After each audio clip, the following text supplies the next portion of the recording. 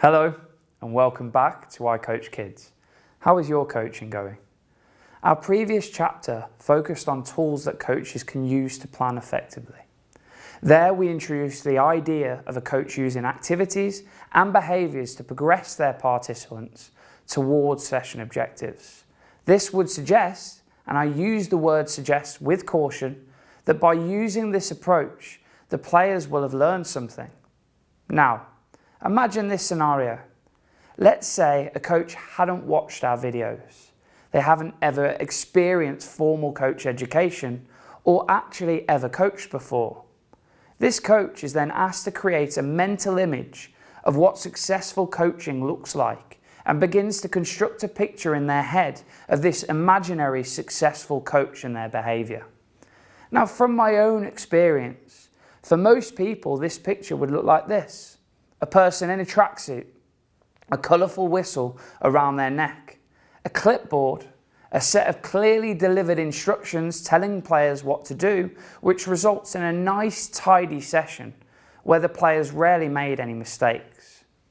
I think we can all agree that the reality is significantly different.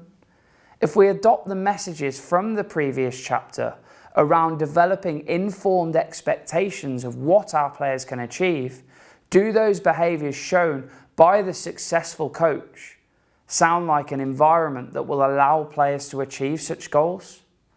I'd make a strong case that it doesn't. In what follows, I will try to explain why.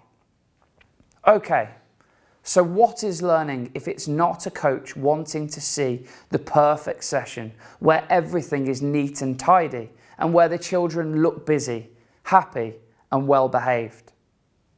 Well, learning in its simplest form can be described as gaining new or modifying existing behaviours, skills, knowledge, values or preferences. Applied to sport, players are consistently required to obtain new skills or information and frequently asked to modify it as they develop and grow older. As a consequence, it is the responsibility of the coach to create an environment to better facilitate this development. So, what does a successful learning environment look like?